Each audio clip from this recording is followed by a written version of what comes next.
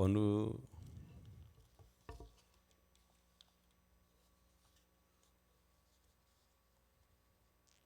분이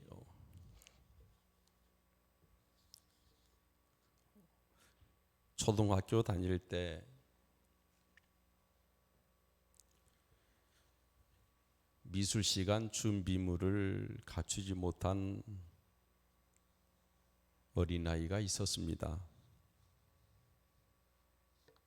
그렇지 않아도 마음이 속상하고 불편하고 두려웠는데 어디서 들려오는 소리가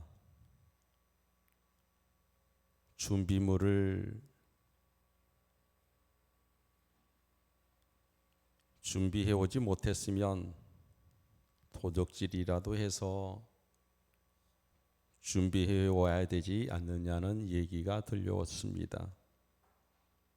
그때 이 어린아이는 생각을 했습니다. 아, 도적질 해서라도 해야 되는 것이구나. 그러면서 이 아이는 그때부터 물건을 훔치기 시작했습니다. 그리고 살인을 했습니다.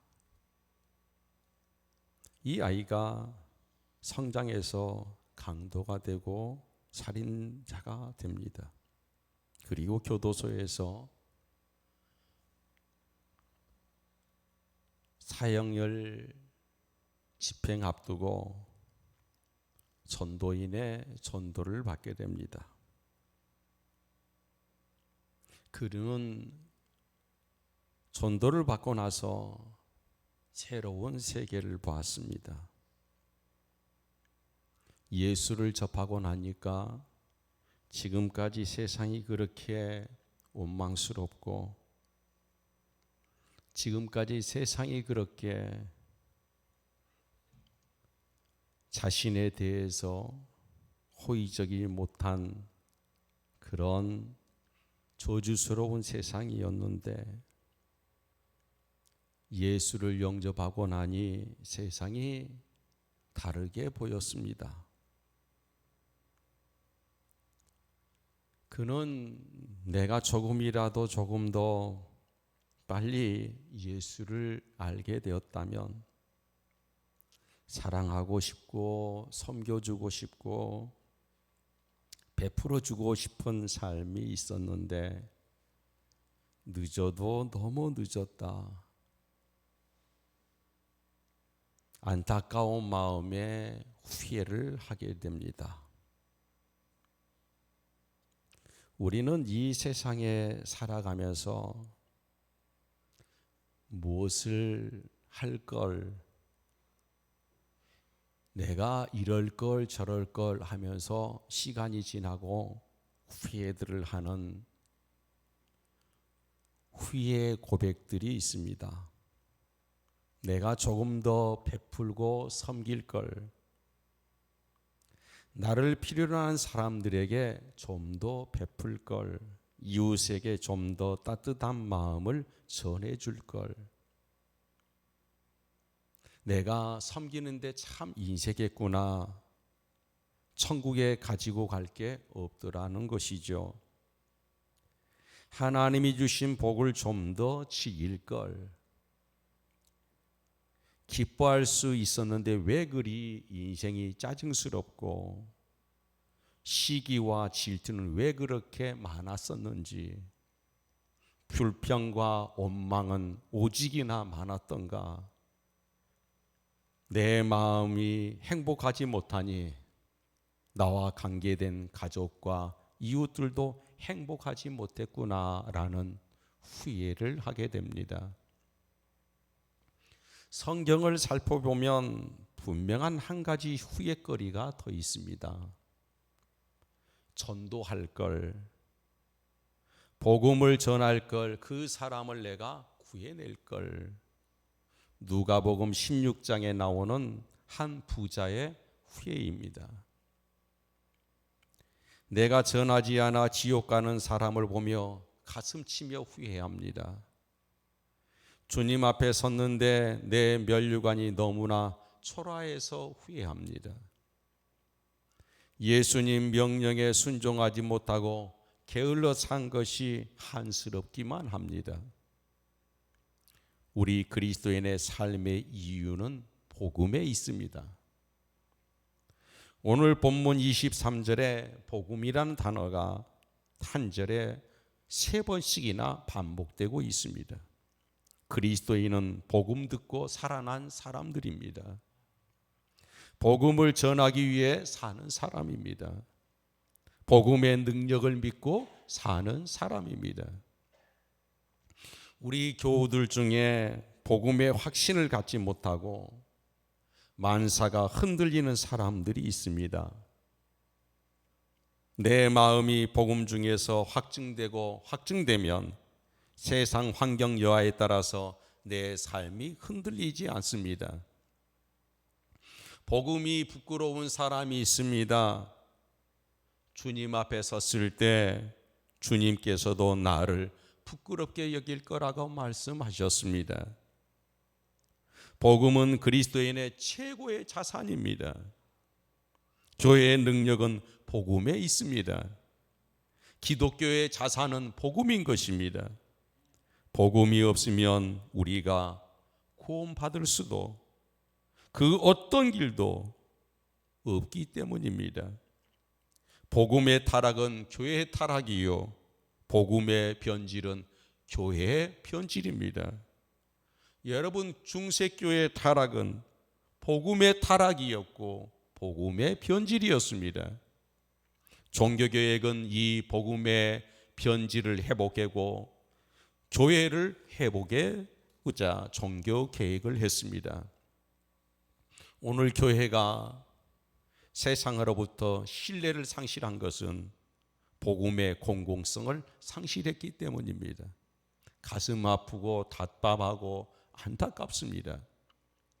교회의 위기는 복음의 위기인 것입니다. 여러분, 대형 교회가 능력이 아닙니다.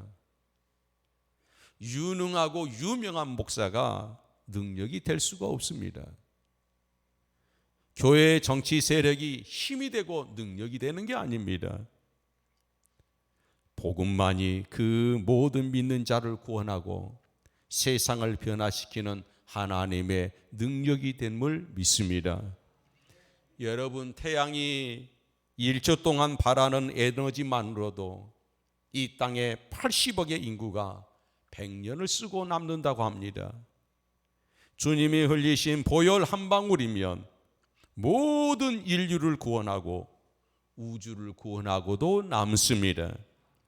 복음이 전해지는 곳에 생명이 살아납니다.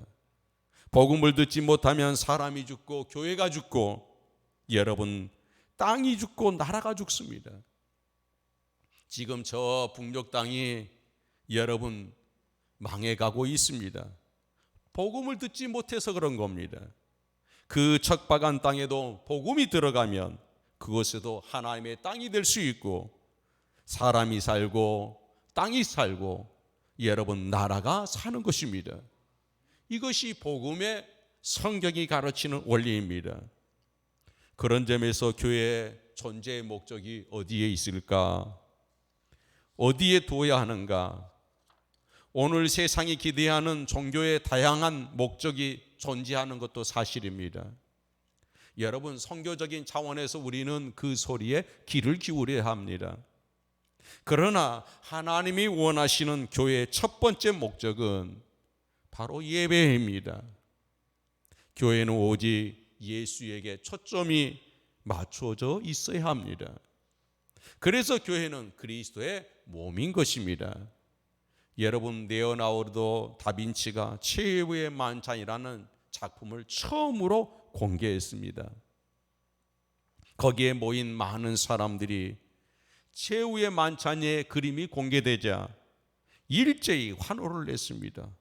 그 중에 한 사람이 예수님의 손에 들린 저 살아 숨쉬는 유리잔을 보라고 했습니다. 금방이라도 그림 밖으로 튕겨 나올 것 같은 영롱하고 찬란한 유리잔을 보라고 이렇게 외쳤습니다. 다윗지는 붓을 들어 유리잔을 뭉개버렸습니다. 나는 오직 예수에게만 집중하기를 원한다. 예수 외에 다른 것이 먼저 우리의 관심을 끌었다면 이 그림은 실패한 것이다. 그리고 다시 그림을 그렸다는 겁니다. 교회에 와서 유리잔에 환호한 사람들이 있습니다. 어리석은 일입니다. 오직 예수께 예배하기 위해서 교회는 존재하는 것이고, 오직 예수께 여러분 우리의 마음을 다하여 집중하는 것이 바로 성도의 삶인 줄 믿습니다. 여러분, 비교적 먼 곳에서 우리 교회 성도들이 출석합니다. 그런데 주변 사람이 하루는 그렇게 말하더랍니다. 가까운 동네에도 교회가 이렇게 많은데 왜 그 먼 곳까지 교회를 찾아가십니까? 그러더라는 거예요. 그래서 그분이 그렇게 대답했답니다. 서울대학 멀다고 안 갑니까? 라고 했답니다. 무슨 얘기입니까?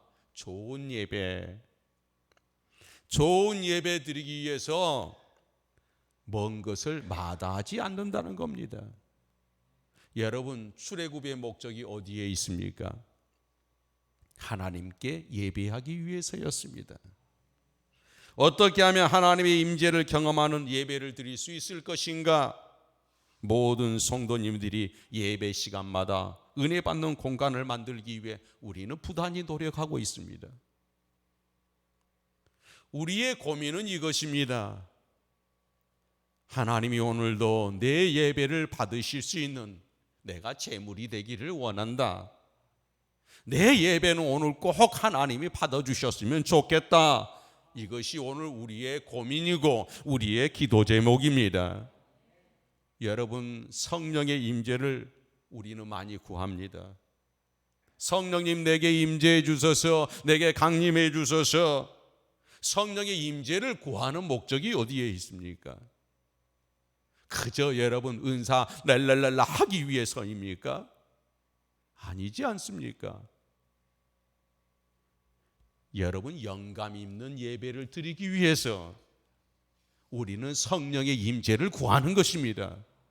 하나님 앞에 내가 산 제물로 영감 있는 제물이 되기 위해서 내가 성령님을 도움을 구하는 겁니다. 교회에 존재하는 두 번째 목적은 복음을 전하기 위해서입니다. 복음 전도는 이 땅에 있는 모든 성도들에게 명령하신 주님의 지상명령입니다. 지상명령을 순종하기 위해서 올해 이제 한 달 남았는데요, 우리 성도님들이 한 달 동안 내년에 전도해야 될 사람을 여러분 가슴에 품을 수 있는 사람이 되기를 바랍니다. 내가 저 사람만은 꼭 전도해야 되겠다. 저 사람은 어떻게든지 하나님 앞에 내가 이끌어 와야겠다. 하나님 도와주십시오. 여러분, 성도들의 심장 한켠에는 예수님이 계시고 다른 한켠에는 잃어버린 영혼을 품고 가슴앓이하는 그 심장이 있어야 합니다.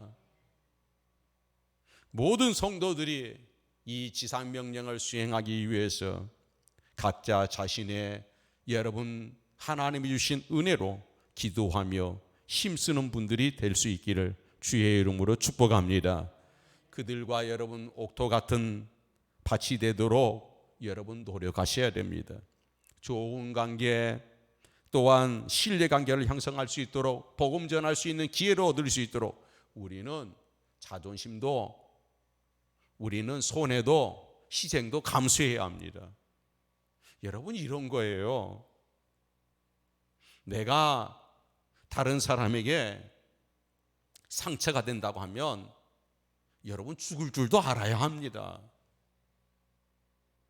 내가 다른 은사를 뽐내기 전에 이것이 다른 사람에게 아픔이 된다면 감출 줄도 알아야 돼요. 그게 생명을 사랑하고 영혼을 사랑하는 사람들의 마음의 자세가 아니겠습니까? 어떻게 해든지 우리는 살려내야 하는 겁니다. 영혼들도 구원해야 되고, 이곳에 와 있는 사람들, 상처받은 영혼들, 여러분 참으로 싸매주는 도움의 사람이 돼야지 여러분 상처를 덧나게 하고 더 상처를 부풀리는 사람이 돼야 되겠습니까? 오늘 이 시간 하나님께서 우리에게 이 귀한 마음을 주실 수 있기를 주의 이름으로 축복합니다. 사랑하는 여러분, 신들러 리스트라는 여러분 영화를 보신 적 있죠? 마지막 장면이 여러분 생각납니까? 아우슈비츠 수용소에서 유대인들을 한 사람 한 사람 돈을 들여서 재산을 사업가가 다 정리해서 한 사람 구원하고 한 사람 구원하고 한 사람 구원해서 여러분 많은 사람들을 구원해냈습니다. 살려냈어요. 그런데 마지막에 여러분 그가 안타까운 비명의 절규를 합니다. 내가 달고 이 금배지를 뺐다라면, 이거 팔았다라면 저곳에서 한 사람을 구해낼 수 있었는데 돌아보니까 앞에 집차가 있습니다. 이까지 집차 팔았다면 내가 저 아우슈비츠에서 저들을 구해낼 수 있었는데, 이렇게 한탄을 합니다. 주님은 우리를 제자로 부르실 때 어부로 부르셨습니다. 너희를 사람 낚는 어부가 되게 하리라. 그리고 주님께서 몸된 교회를 이 땅에 남기시고 베드로에게 내 양을 먹이라, 내 양을 치라, 이렇게 말씀하셨습니다. 주님께서는 먼저 우리를 사람 낚는 어부로 부르시고 사람의 양육하고 키우는 제자로 우리에게 맡겨주셨습니다. 지금은 추수 때입니다. 쭉정이와 알곡이 갈라지는 때입니다. 전도자와 하나님 나라 구경꾼이 갈라지는 시간입니다. 여러분은 어떤 사람입니까? 여러분은 진정한 그리스도인입니까? 주님의 지상명령에 순종하는 그런 그리스도인입니까? 알곡인가요? 예배가 또 복음이 가장 중요한 것은 교회의 존재의 목적이라면 그건 지상명령입니다. 성공적인 예배에 성공적인 전도는 우리 성도들 사명과 존재 목적이기도 합니다. 여러분, 스펄전 목사님이 소명과 사명을 이렇게 설명했습니다. 그 첫 번째 소명과 사명, 그것은 제일 귀하게 보여야 된다. 예배와 전도가 내 인생에 가장 귀하게 보여야 된다. 내 인생 다 주어도 아깝지 않는 것이 이 예배와 전도이다라는 겁니다. 두 번째는 그것이 쉬워야 한다 그랬어요. 쉬워야 한다. 하나님께서 우리에게 기쁨으로 예배하고 기쁨으로 감당할 만한 달란트 은사를 주셨기에 그것이 쉬워야 된다. 세 번째는 이것이 즐거워야 된다 그랬어요. 적어도 피곤함이 없어야 된다는 거예요. 예배가 행복하고 전도가 즐거워야 된다는 거예요. 여러분, 교회에 하나님 앞에 예배드릴 시간이 행복해야 돼요. 교회에서 하는 모든 일들이, 복음의 일들이 즐거워야 된다는 거예요. 저는 목사입니다. 여러분이 아시다시피 목사가 설교하기 싫고 교우들과 교제하기 힘들고 기도하기 어렵고 전도하는 죽기보다 싫고, 그러면 그날로 목사 그만둬야지요. 그렇지 않습니까? 성도들이 예배가 싫고 복음이 자랑스럽지 않고 그러면 주님의 제자가 아니잖아요. 교회에 나와서 예배하는 게 즐겁고 여러분 교회 생활의 모든 것들이 다 행복해야 되는 거예요. 물론 전도가 부담스러워요.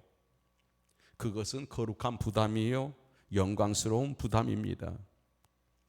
어느 날 두 친구가 회사에서 퇴근해서 술을 마셨습니다. 술을 먹다 보니까 집에 있는 아내들이 대한 미안한 마음이 들었어요.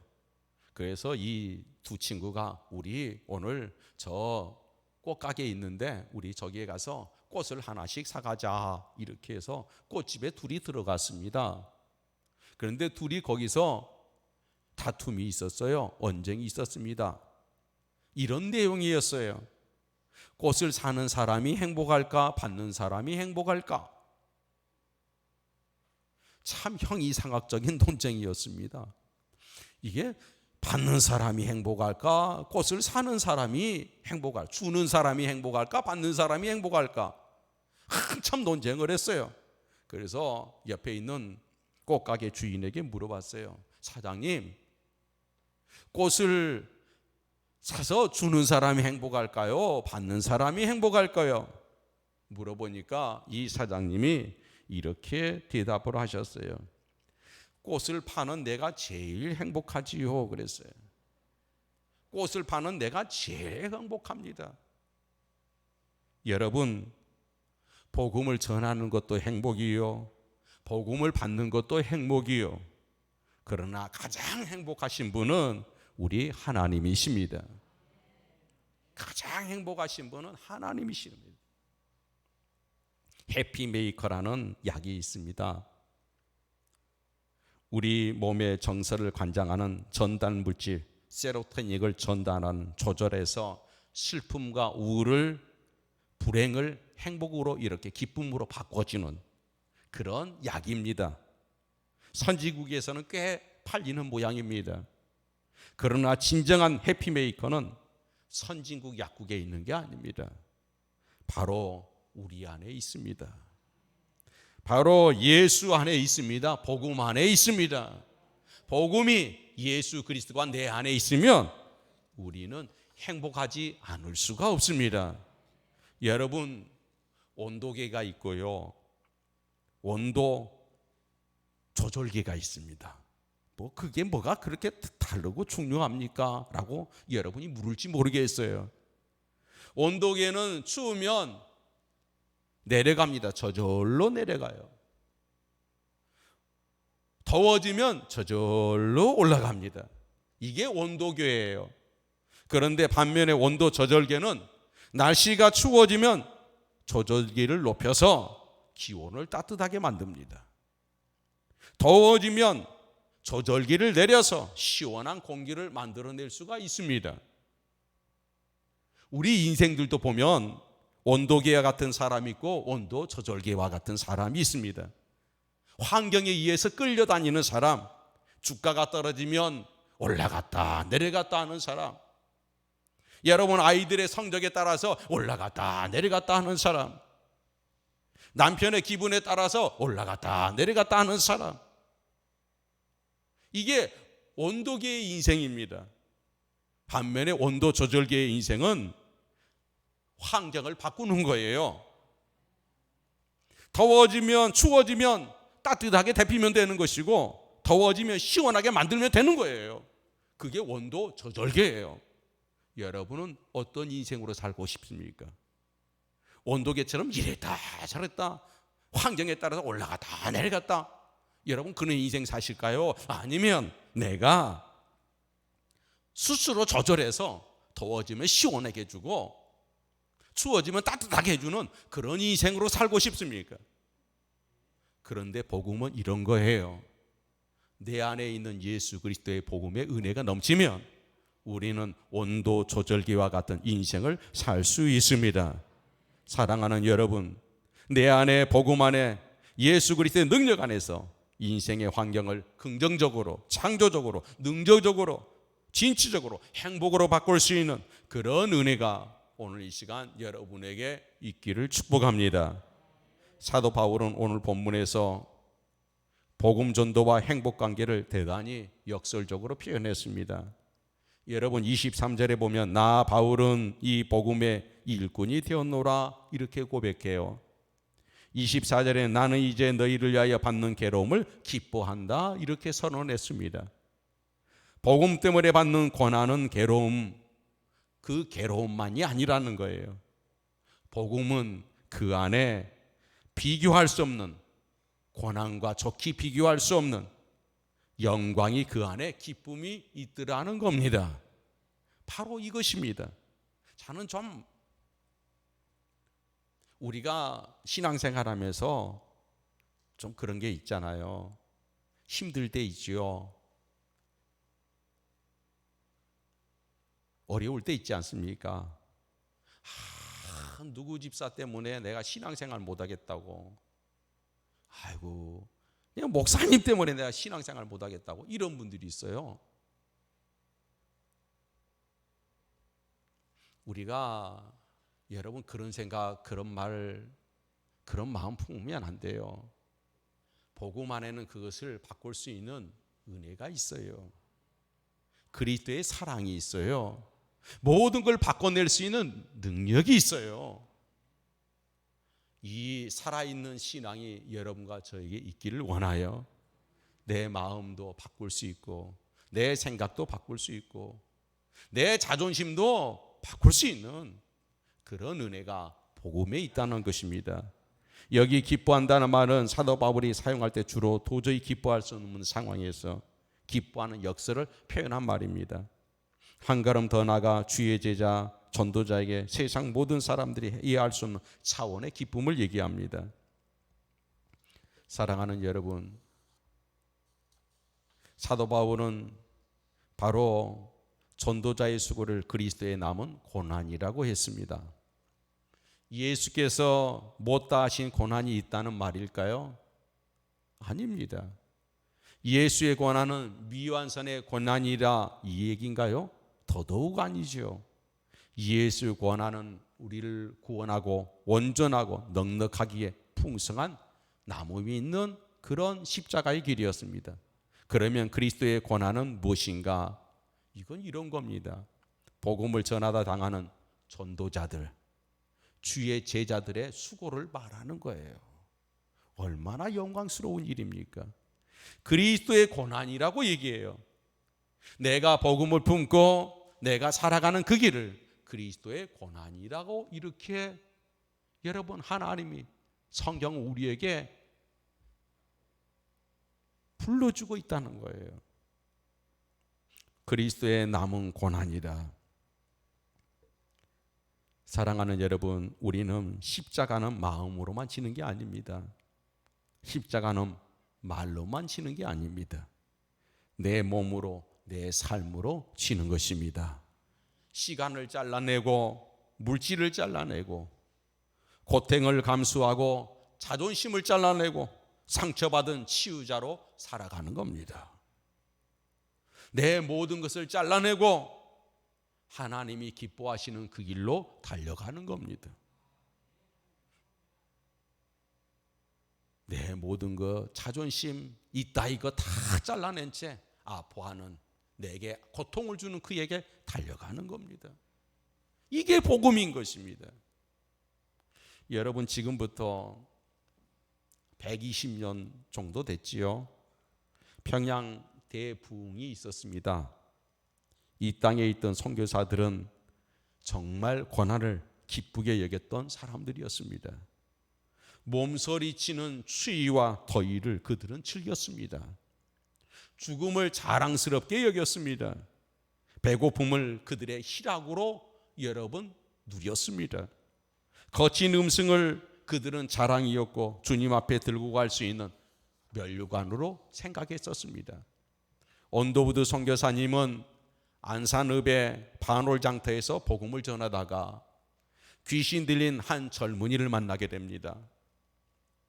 하나님이 이 젊은이를 고쳐주십시오. 이 아이 병을 고쳐주십시오. 복음의 문이 그래야 열립니다. 아이를 붙들고 기도하는데 귀신이 발작을 합니다. 몸부림을 칩니다. 1시간이 지났습니다. 2시간이 지났습니다. 하루 종일 지나도록 물 한 모금 못 먹었습니다. 주여 찾으며 치유해달라고 몸부림쳤습니다. 눈물 콧물 다 쏟았습니다. 이틀이 됐습니다. 사흘이 지났습니다. 마침내 하나님께서 임재하셔서 귀신은 떠났고 아이의 병은 고쳐졌고 그 마을에 복음의 능력이 나타났습니다. 복음은 이런 것입니다. 이만큼의 희생이 있는 겁니다. 이만큼의 애끓는 마음이 있는 겁니다. 아담스 선교사는 복음 전도에 미쳐서 그를 파송한 교회에 보낸 편지를 우리가 보게 되는데 이런 내용이 있습니다. 지난 3년 동안 하루도 쉬지 못했다. 내가 가는 마을마다 교회가 세워졌고 이틀 사흘이 멀다 하고 새로운 교회가 세워지는 기쁨을 누렸다. 적긴 선교사는 탁월한 한국어를 구사하는 그런 선교사였습니다. 이곳저곳에서 부흥회와 전도를 요청했습니다. 몹시도 추운 겨울 폐렴에 걸렸습니다. 다음 마을로 전도를 나가는 적긴 선교사를 붙들고 그의 동료들이 말렸습니다. 당신이 가야 될 곳은 전도지가 아니라 병원입니다. 그러자 적긴이 얘기했습니다. 오늘 내가 복음을 전하지 않으면 한 생명이 지옥의 불로 떨어질 수 있습니다. 나를 기다리는 저 수많은 조회를 실망시킬 수가 없습니다. 내게 주시는 하나님 바라시는 그 기대를 내가 접을 수가 없습니다. 끝내 그는 강단에 섰습니다. 강단에서 복음을 전하다가 피를 토하고 그곳에서 쓰러져 순교했습니다. 게일 선교사는 아내의 무덤이 흙으로 마르기 전에 이 도시 저 도시로 달려가서 복음을 전했습니다. 컬렉 선교사는 어린 자식 데리고 선교 왔다가 풍토병에 그 어린 자식을 잃었습니다. 슬퍼할 겨를도 없이 부흥의 일정을 소화해냈습니다. 사랑하는 성도 여러분, 지금 세상이 좀 죄송한 표현이지만 미쳐 돌아간다는 표현을 쓰고 싶습니다. 세상이 미쳐 돌아가는 이유가 여러분 무엇입니까? 복음에 미친 그 옛날의 믿음의 선전들이 없다는 겁니다. 이 땅의 젊은이들이 이 땅의 온 세상에 미쳐 돌아가는 이유가 무엇일까? 진정으로 예수에 미친 사람들이, 진정으로 성령에 미친 사람들이, 복음에 미친 사람들이, 기도에 미친 사람들이 사라져 가기 때문이라는 겁니다. 과연 하나님의 나라는 고난을 기쁘게 여겼던 당신의 종들에 의해서 이 땅에 영광스럽게 세워진 나라입니다. 오늘 본문은 우리 자신에게 묻습니다. 너에게 복음의 능력이 있고 그 복음을 들고 가고자 하는 열망이 있느냐? 고난조차도 견딜 수 있는 큰 기쁨을 너는 가지고 살아가고 있는가? 오늘 하나님은 우리에게 이것을 묻고 계십니다. 이제 여러분과 제가 답해야 될 시간입니다. 부디 행동으로 여러분의 마음속에 있는 감동의 거룩한 기쁨이 있다면 지금의 이 상황을 능히 그 기쁨으로 덮을 수 있기를 바랍니다.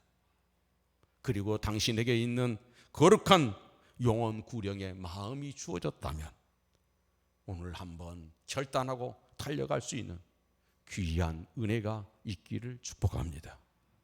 기도하겠습니다. 하나님 아버지 감사합니다. 오늘도 저희를 사랑하여 주시고 인도해 주신 것 감사합니다. 영광 받으시고 불쌍히 계시고 긍휼히 여겨 주시옵소서. 우리 속에 주여 복음 예수 그리스도가 하나님 있는가 돌아보게 하시고 이제 결단해서 하나님 우리에게 그 은혜의 회복의 길을 하나님 갈 수 있도록 성령님 우리를 이끌어 주시옵소서. 예수님의 이름으로 간절히 기도 올려나이다.